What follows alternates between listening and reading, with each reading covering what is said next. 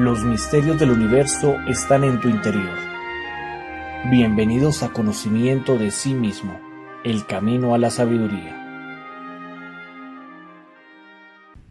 Hola, bienvenidos a las conferencias de conocimiento de sí mismo. Seguimos hablándoles del despertar de la conciencia, de temas muy útiles para poder generar cambios radicales en sus vidas. Hoy vamos a hablar de la conferencia número 30, método para el despertar de la conciencia.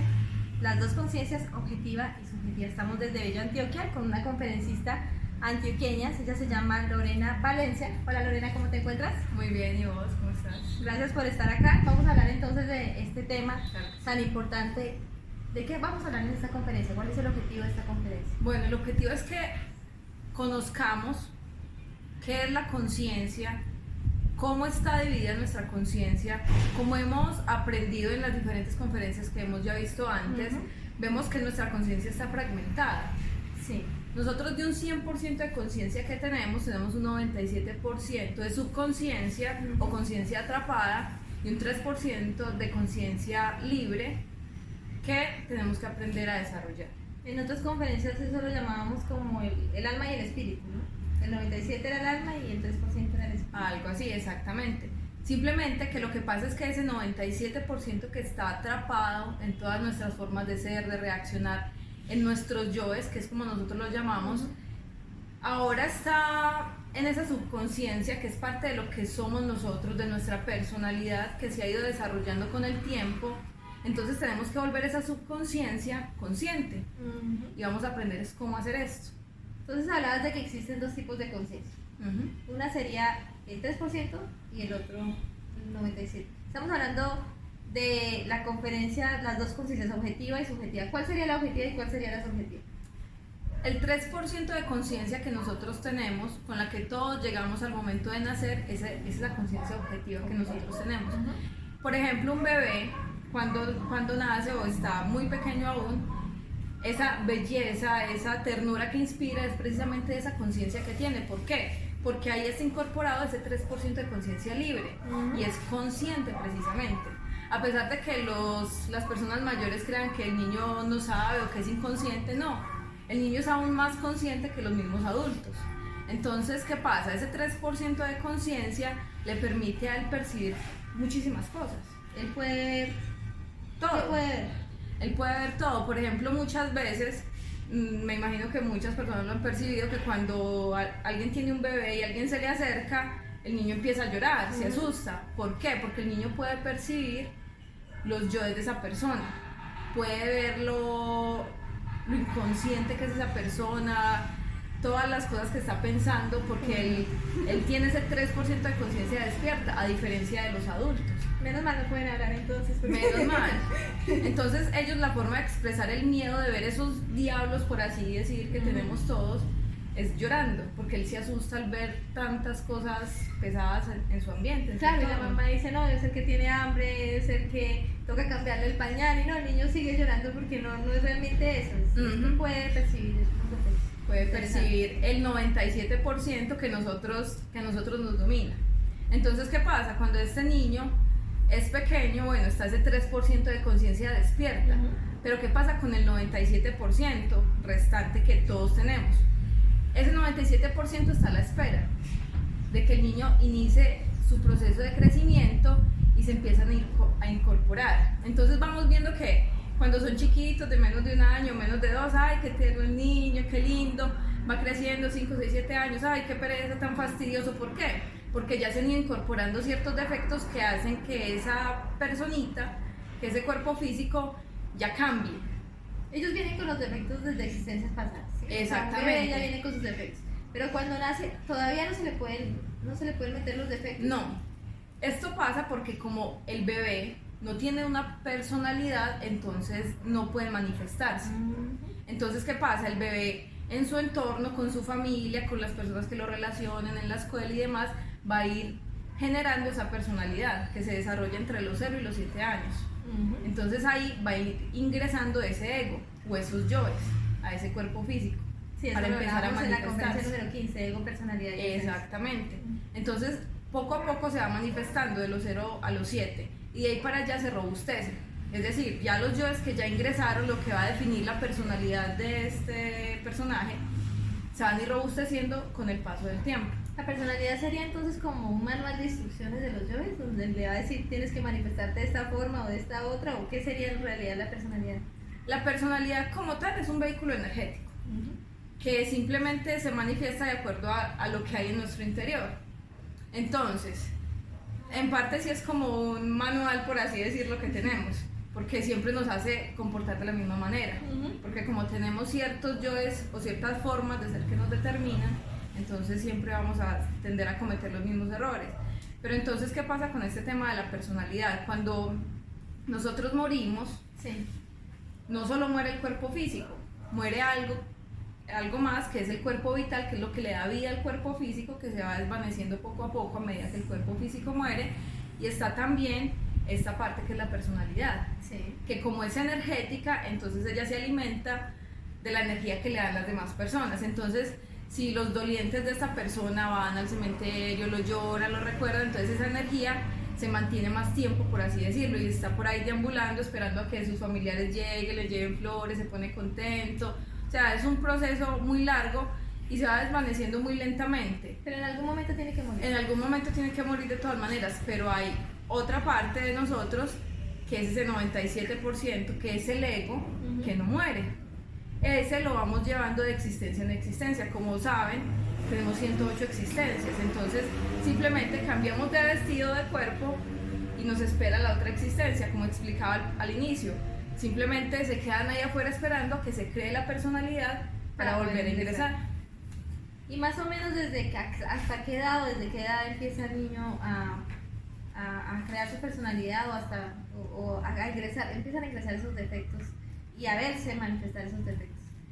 Generalmente, pues, es de los 0 a los 7 años que se empieza a crear esta personalidad. Pero uno ve, digamos, hoy en día ya niños de 3 años Ya con el determinados yoes de violencia o Sí. yoes lujuriosos. Parece que ya tuvieran creado entonces la personalidad.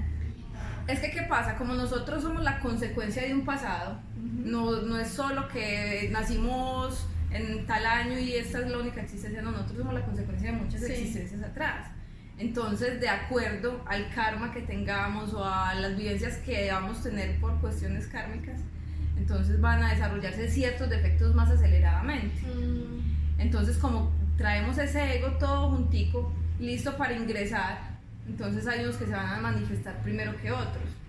Entonces ya ahí ya juega es como la parte consciente, que a medida que va ingresando esa parte subconsciente, se va durmiendo esa parte consciente. Eso es lo triste. Eso te iba a preguntar, ¿qué pasa con eso tan bonito que tiene el bebé, esa pureza? ¿Qué pasa? ¿Por qué cuando crecemos ya no está? Porque nos volvemos tan mecánicos, tan identificados en el mundo, porque la personalidad es básicamente superficial.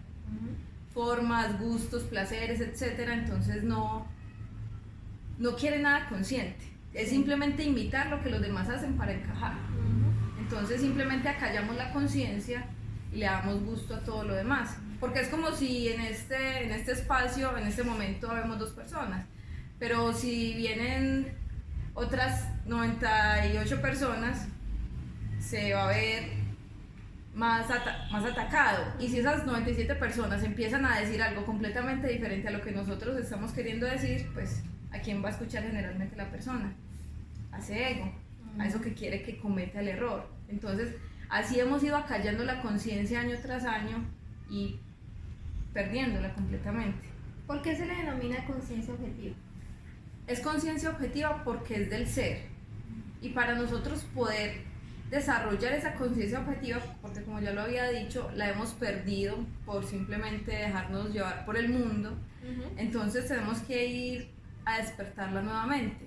Y para nosotros despertarla, tenemos que practicar los 3 factores de la revolución de la conciencia, que muchos de ustedes ya los deben conocer, que son la muerte psicológica para liberar la conciencia, el nacimiento espiritual para fijar esa conciencia y revitalizarnos física y psicológicamente, y el servicio por la humanidad para desarrollar el amor hacia el prójimo. Eso va a hacer que esa conciencia que está ahí dormidita, Que ese escondida, 3% vuelva a despertarse.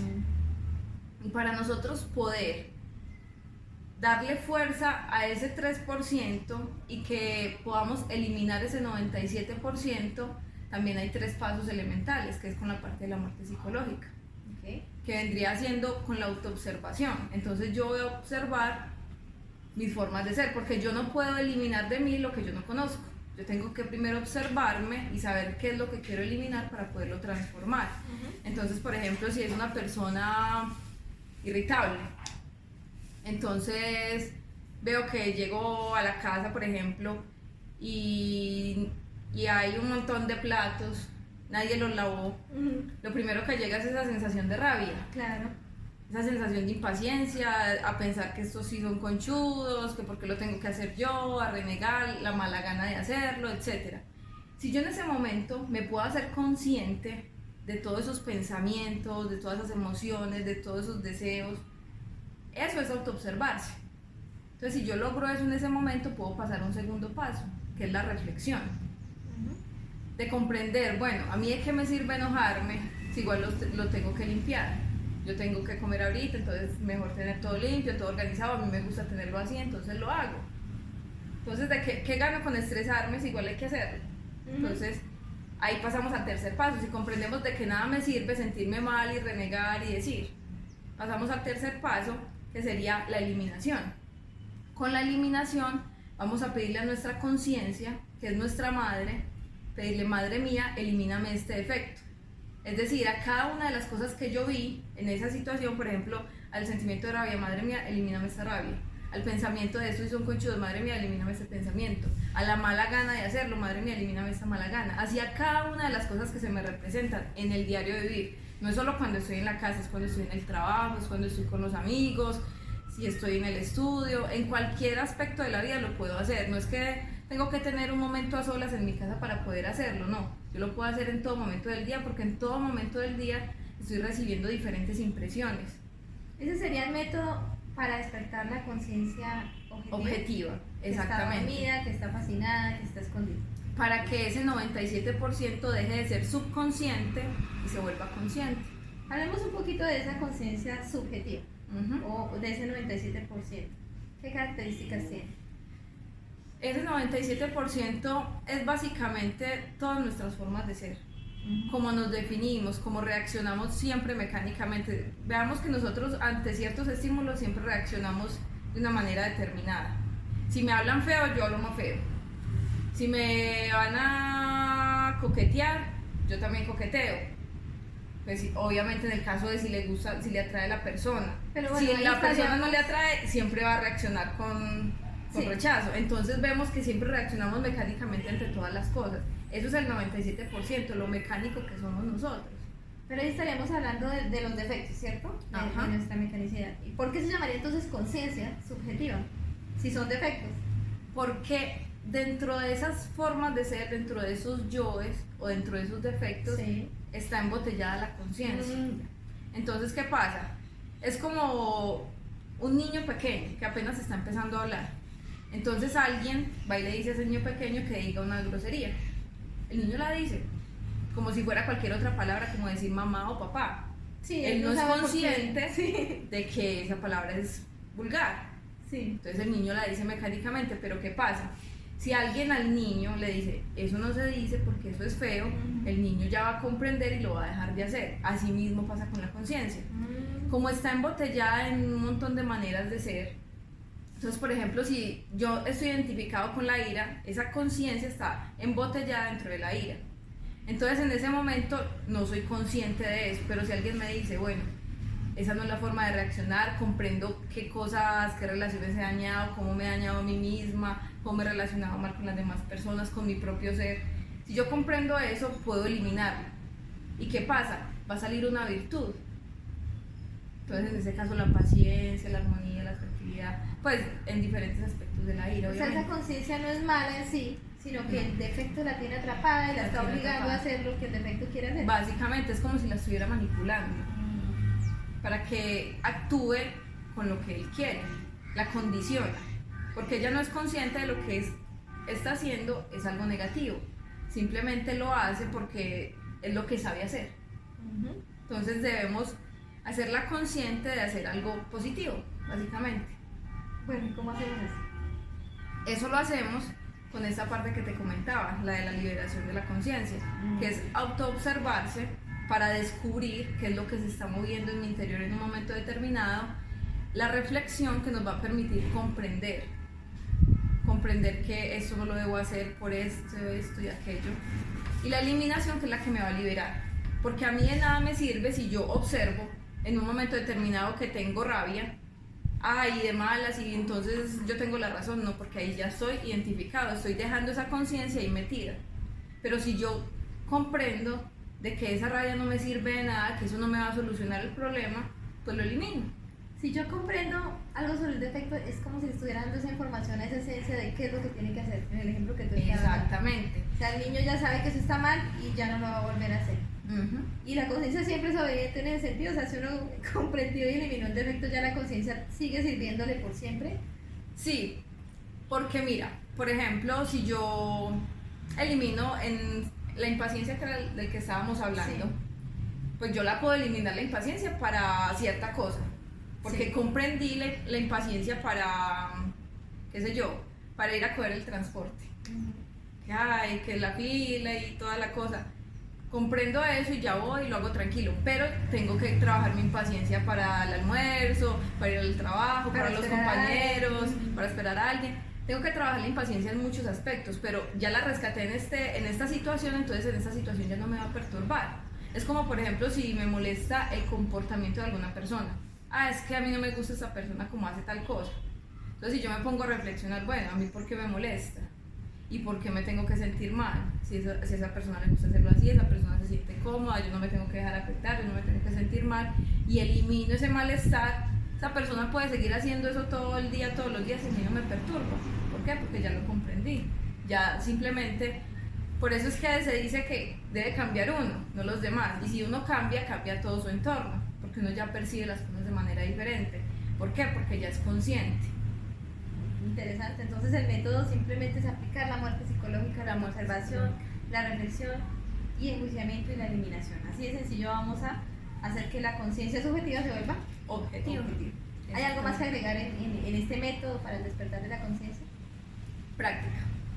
Básicamente práctica, porque muy bonito, muy interesante el tema, pero si yo no lo aplico, no me sirve para nada. Es como una creencia más, un tema más de qué hablar. Entonces, para mí esta parte de la psicología, de la muerte psicológica, me ha parecido maravilloso, porque es algo que nos permite comprobar de instante en instante. Nos cambia la vida de momento a momento. Nosotros podemos decidir reaccionar conscientemente o inconscientemente.